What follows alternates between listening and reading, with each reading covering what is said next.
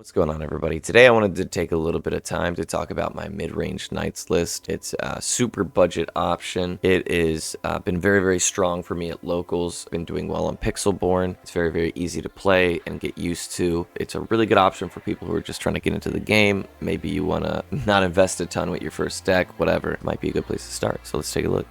In the list, we're going to have Cinderella Ballroom Sensation, and that is a very important piece of a 3-set package between Cinderella Ballroom Sensation, Knight in Training, and Stout Hearted. And that is a very important engine in this list because I think that the deck was initially made with kind of Fair Hearted in mind, but Fair Hearted, Snow White Fair Hearted, it's a pretty bad card.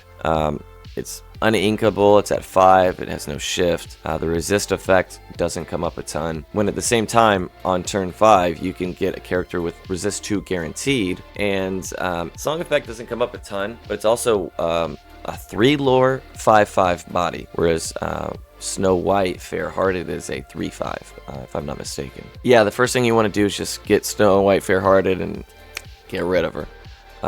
And once you do, you say, okay, well, like, how do I incorporate a boss monster? Boom, you got the big bad. This is all you need right here. Okay, this is the GOAT. This card is actually cooked. It's so nuts. A 5/5 on 5, quest for 3, resist 2. I mean, what else can you say, dude? Just look at her. And the big thing is that she's a knight, obviously, right? And the important synergy in this list, as we will talk about, are what characters have the knight tag, which you will see in their descriptors here. And that's important because when we utilize our location, every first time you move a character here, you deal 1 damage or 2 if it's a knight. So really awesome way for us to keep control of the board early by just moving some of our low-cost knights to that location to pop stuff on the board. Cinderella Ballroom Sensation is a really awesome card because turn 1 we can play it, and then once it comes back to us we can get into ahead of tempo, Storm Rage on, pop a card for 2, usually clear it, draw 1, and then ink a card, play a body for 2 or a location. Like, that's crazy tempo. And Be Our Guest, obviously very potent for just searching for things we specifically need if we don't have it. Love that card. It's really awesome. Strength of a Raging Fire doesn't come up a ton. Because it's inkable, I think it's worth having, even if it doesn't come up a ton. You like to have it and not need it, as opposed to need it and not have it, right? So sometimes we can get a ton of bodies on board and it can do like 7 or 8 damage, man. So you never know. But it is inkable, so really no harm, no foul, in my opinion. The items, Fortisphere. I like Fortisphere because it's a +1 to hand. It's inkable as well, so no issues with the having 3 of them in your hand turn 1. It's not a terrible turn 1 play if you don't have Cinderella, you don't have Happy or something like that in your hand. You can ink a card, play Fortisphere, add 1 to your hand, and then pass. The secondary effect here, where you banish and give one of your characters bodyguard until the start of your next turn, comes up a fair bit, enough to assign that card text, that ability, so to speak, value, right? And because of that, that just ups its value slightly above some of the other alternatives that I've considered for card draw, like Invited to the Ball and things like that.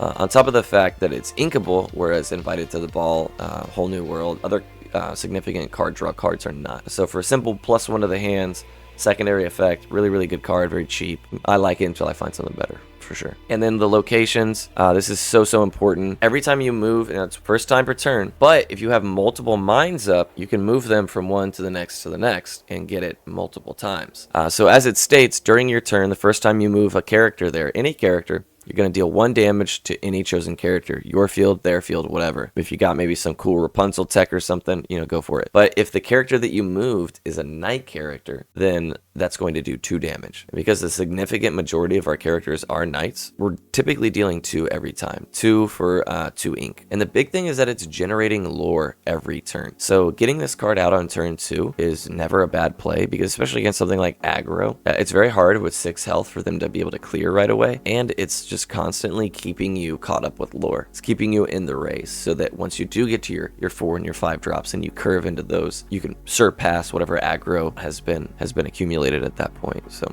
this card is really OP. I think it is super sleeper. It is 100% the reason the deck moves the way it does, because it allows us to, again, keep the board as empty as possible until we can curve into our 4s and our 5s, which is when our big bads really start to come out. So I wanted to talk about those because they're obviously the non-Snow White, Seven Dwarfs related cards. The Cinderella package, again, in review. The spells are the songs that Cinderella helps facilitate. The Fortisphere, pretty much just a +1 to hand. Inkable for early turns. And then the Mine, which is very important. We always want to have it in our hand anytime we can. From there, we'll take a look at the dwarves in Snow White. But the first one's going to be a knight. This is going to be Happy. So Happy, not super amazing. Just a 2/1, quest for 1. Gains evasive on your turn. So very useful for, you know, removing problem stuff. However, it doesn't protect him on your opponent's turn. So I think that makes the card a lot more fair. Sleepy Nodding Off is a card that you could flex in and out. This card and Grumpy Bad Tempered, like I play with the ratios. It's just a super early body to be questing for 2. And it's a 2/3 at 2, which is respectable. You know, already dodges Medusa, dodges swords, etc. And interplays Exerted, which usually is not a big deal. I have a hard time finding cards that get played on my opponent's turn 2 that can get over a 3 body. And if they do, it's usually dead because 2 attack is good bounce, right? Yeah, decent card. You can flex it out for like a Fix-It Felix or Invited to the Ball, Rapunzel's. You know, I got a couple of options over here. Grand Duke, Bashful and Sneezy, Doc. Just don't put Fair-Hearted in the list. I promise you, it's underwhelming. Snow White Unexpected House Guest is just a huge tempo engine. Aside from it being a shift target for Well-Wisher, this is just cooked, right? It allows us to get Dopey out on 2, or Happy out for free, or Sneezy out on 3, and all of a sudden Sneezy is a 3/4 for 3, right? And that tempo adjustment really does mean a lot when we're trying to utilize 2 ink a turn to move to our location. For removal in the instances that we need to do that, right? So yeah, Snow White allows us to get way ahead of curve, and sometimes it's a card that I just don't quest with because I can't afford for it to get removed. I just sit it up there, let it stand, and just go nuts with knight summonings or dwarves in general. So Cinderella we discussed. Doc, another knight, another dwarf. When you play this character, you may discard your hand to draw 2 cards, so it's not forced. Same thing with here. When you play Cinderella Knight in training and you may draw a card, then choose and discard a card. So let's say your hand is empty. You don't want to trigger Cinderella because you're just going to immediately discard your top deck. Now, if your hand is empty and you play Doc, that's the best time to use him because you have to empty your hand. But if your hand's already empty, you just draw 2. So that's an important ruling to know, that the discarding isn't required to draw 2. If you have nothing in your hand, so be it. You just get 2 cards.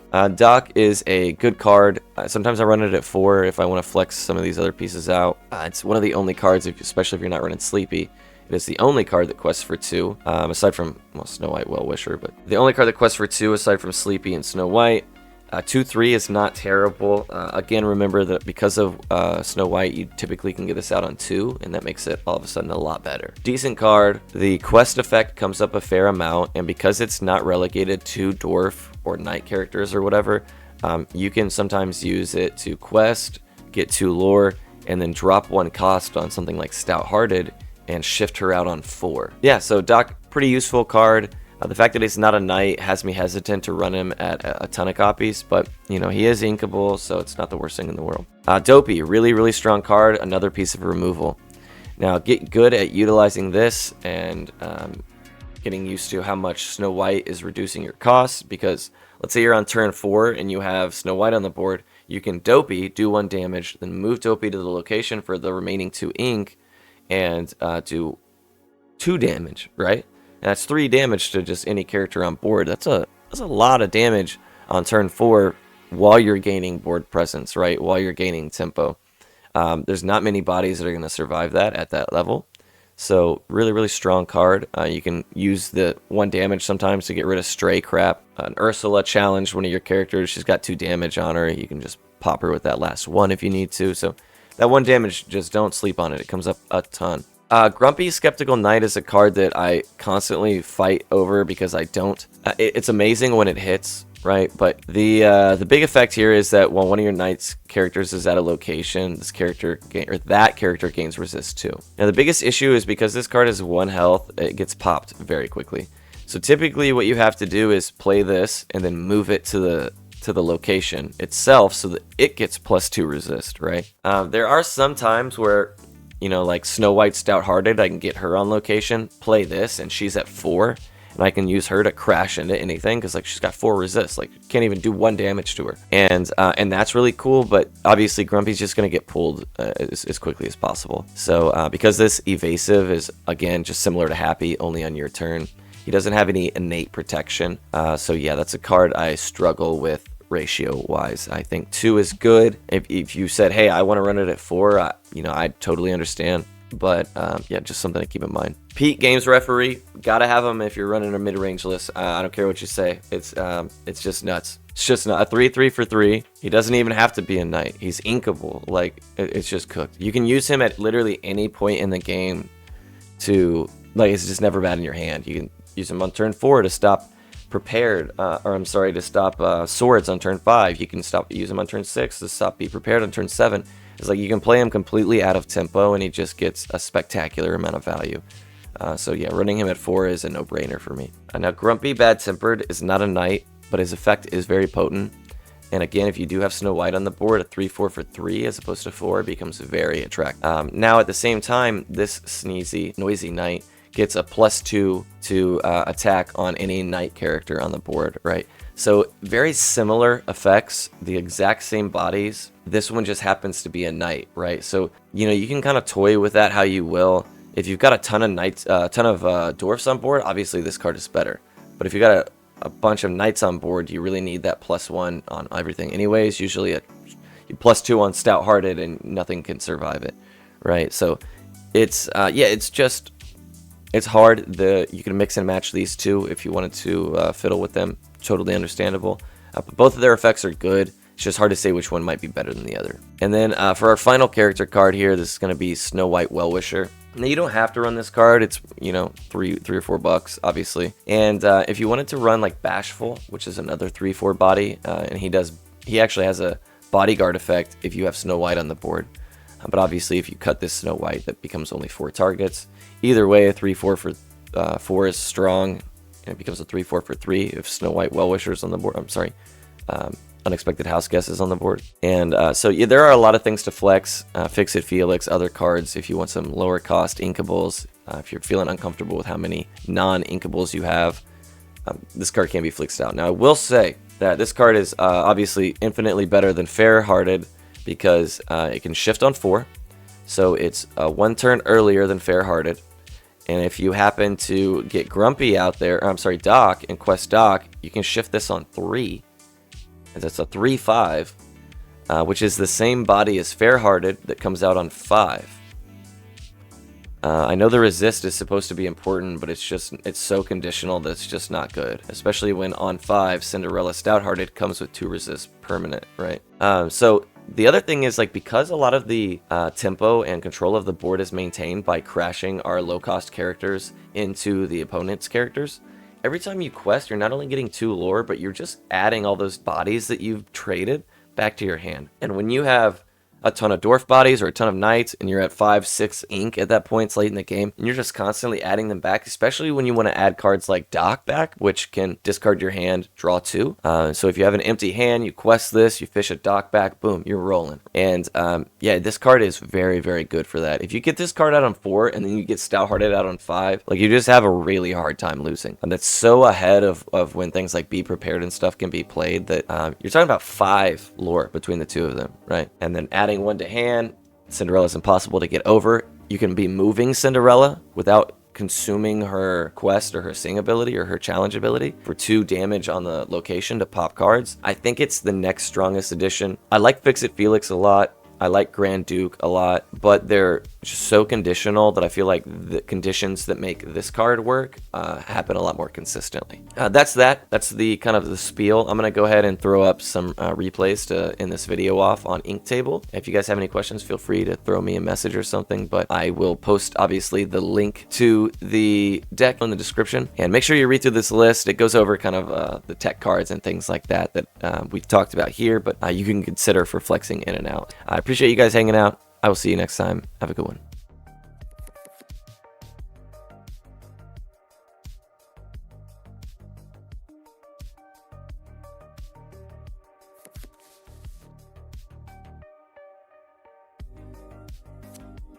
So here, I'm going to choose to ink one of the Cinderellas here. And then I'm going to play Cinderella Ballroom Sensation because I do have a song I can sing on my next turn.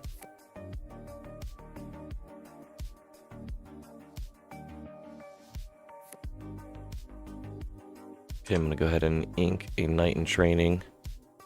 I'm going to sing first, just in case I draw something. Okay.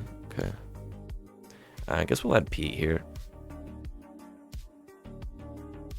We can play, just play a Cinderella Knight in Training. Ooh. I'm gonna go ahead and discard Stout-Hearted. I mean, we could get 2 out. I think that's greedy. I'm gonna discard 1 Stout-Hearted because if we can get this Sleepy and Fortisphere off in the next turn, I think that's a lot of value.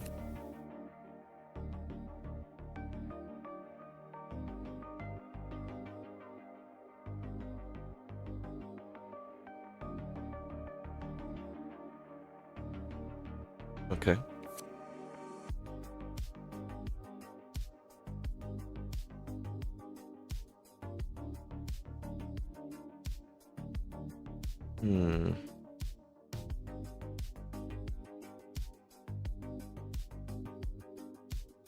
Put on 4, what do I do?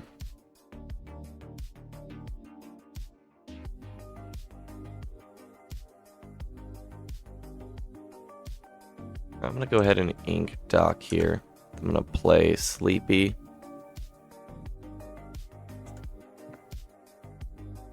Then I'm gonna play Fortisphere here. Add 1 to hand. We can go ahead and challenge with Cinderella Knight in Training because we know we have 1 in hand. She can't be killed here, and we still have a shift target. Okay, so that's going to give us a bunch of ink. He's going to choose not to attack over. Interesting behavior.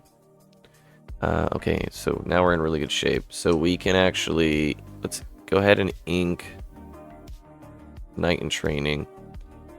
Let's go ahead and play Cinderella on Ballroom Sensation. I'm going to play the Mines as well.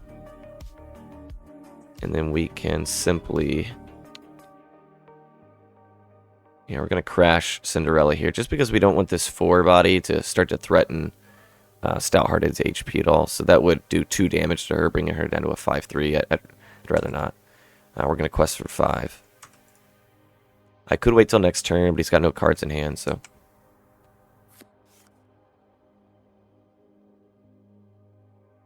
Okay. And this is kind of the beauty of Pete, right? Like, you can use it out of tempo, and it doesn't matter. It's just a massive play. So now in a top deck war, it just shuts down so much of your options. Yeah, we'll just dump our hand. Pass on that.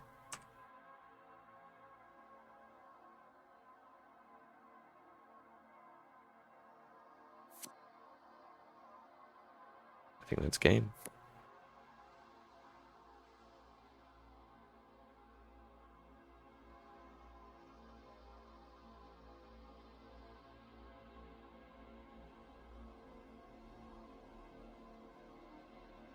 So, my opponent kind of drew a pretty crappy hand, but all in all, not bad.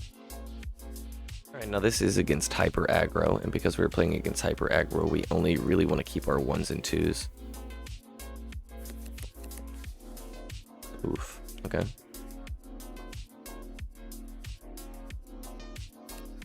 So we'll go ahead and ink Grumpy just because we can do Sneezy. We do have a location in hand, so we don't necessarily want to do Grumpy right away. We might end up getting use out of his effect.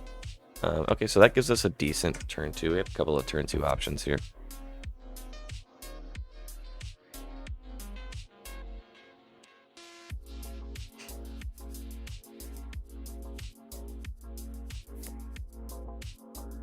Alright, so we're going to go ahead and ink go ahead and ink Grumpy now, and then we'll play Snow White, and we'll play Happy. You can pass.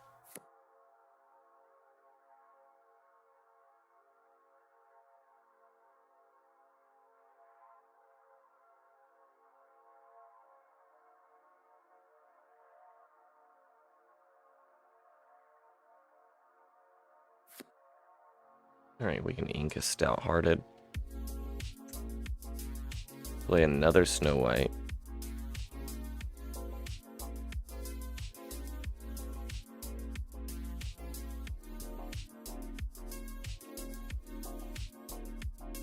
Now we can challenge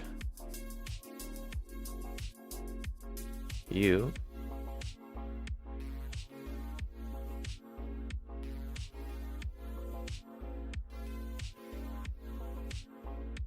This card is evasive. We want to make sure we get rid of that.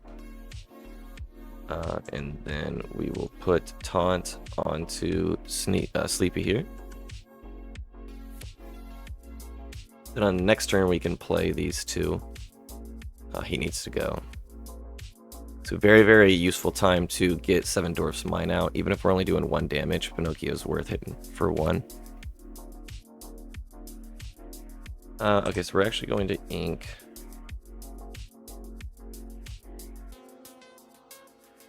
Strength here. We need Cinderella for the shift target. We don't want to get rid of the location really ever. We can challenge Piglet here. We can challenge here. Just get some damage on that. And now we force the trade. Oh, dang it. Oh, he's going to trade anyways to protect himself. Odd decision there. Odd decision there for sure. I can just move any target now. Pop this for 1. So we'll go ahead and ink this. Play this. We're out of curve slightly just because we did not have Cinderella on board already to shift onto. So we'll go ahead and move that. That's going to give us 2 damage actually, but we only need 1. And then we'll double just run these homies into Baloo for now. But now it looks like we are starting to maintain control of the board, and we can start pushing.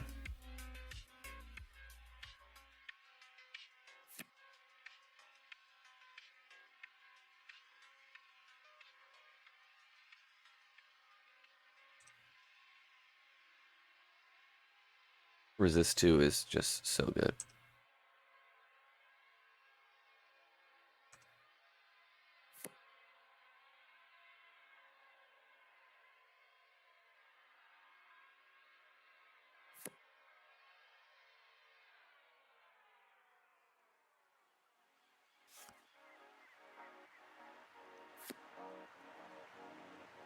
All right, let's start questing for the win.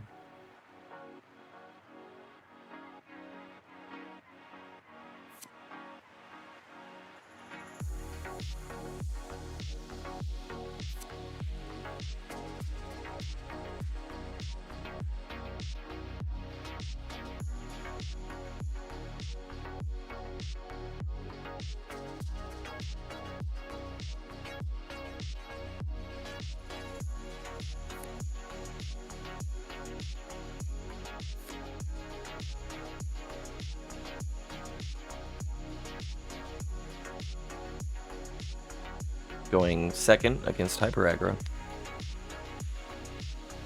Alrighty, so this is the meta Jafar deck that we're seeing right now. I'm gonna go ahead and I'll keep 1 Dopey. I'm gonna mulligan pretty hard here. Oh, beautiful, beautiful.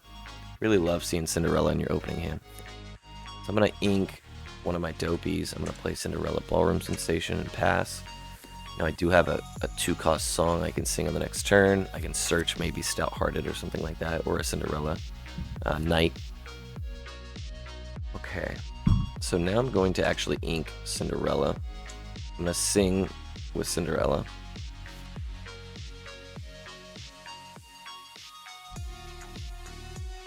I'm going to grab Cinderella. I'm gonna play Snow White. Happy. Look at that. 4 bodies on board, turn 2.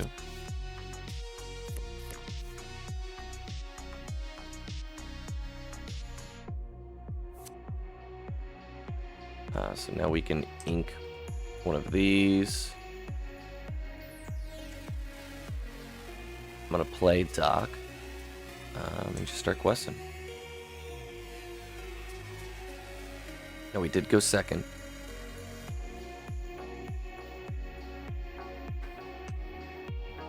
But if we happen to top deck Stout-Hearted, we can get into her on turn 4 because of Doc, which is just really, really nutty.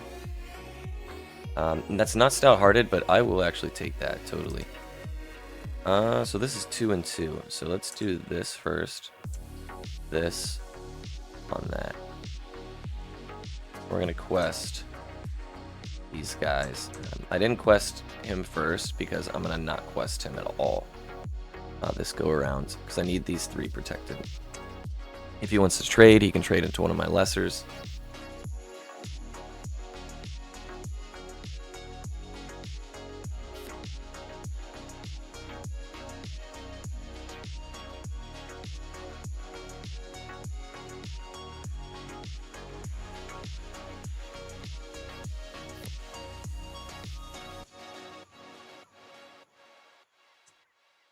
Gonna let us play Pete, and then we're just gonna quest and gas it. We're gonna keep Cinderella up just in case we do top deck Stout-Hearted. Snow White we don't really care about losing at this point. Well, hold on. 1, 2, 3, 4, 5, 6, 7, 8. Okay, so we actually don't need her quested.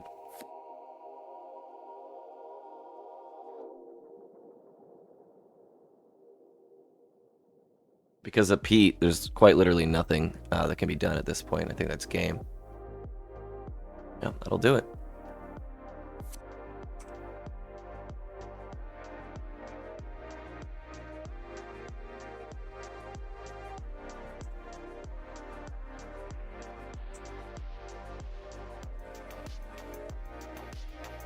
Pretty easy game, especially going second. We're going to be against Lemon Lime. So we actually look to be in pretty good shape here. I'm going to choose to not mulligan anything. Okay. So we'll go ahead and ink Fortisphere. We'll play Happy. We'll go ahead and pass. We want to start attacking over this as quickly as we can.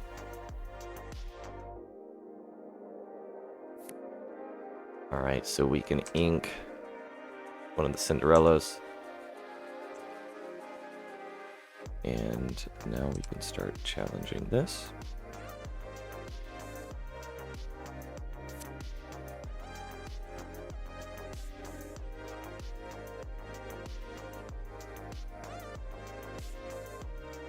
Alright, now that's a problem card for sure. We can't get rid of it with our field spell, which makes it a little bit tricky.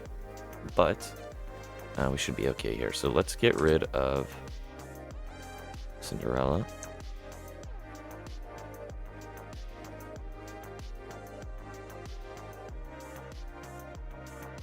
Gonna play Sleepy. We'll play our location. And we'll challenge that. We'll go ahead and pass. We don't want Snow White to be threatened here, just because it is likely that we top deck a Dwarf based on our ratios. We're gonna discard Cinderella here. Ouch. Alright, so we do have 1 here.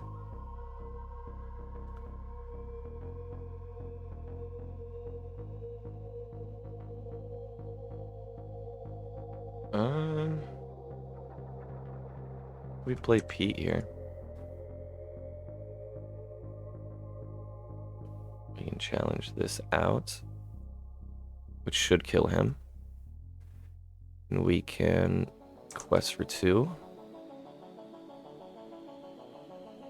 leave it as that.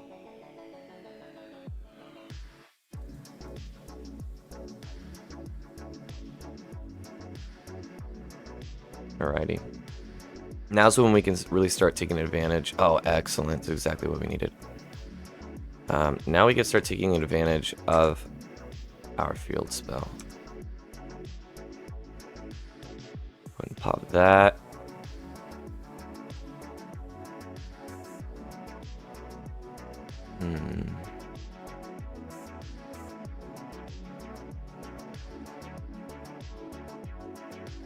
Alright, so now we can start forcing, you know, if he wants to react to Snow White, he can, but it's going to have to make him susceptible.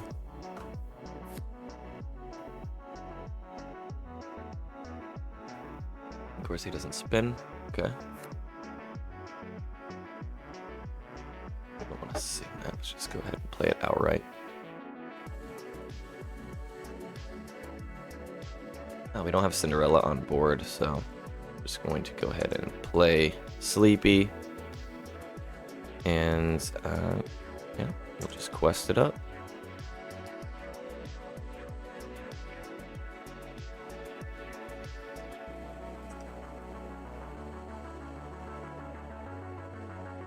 He has to be prepared or something here. I don't see a way that he stops the win. Yep, it's over. And that will be game.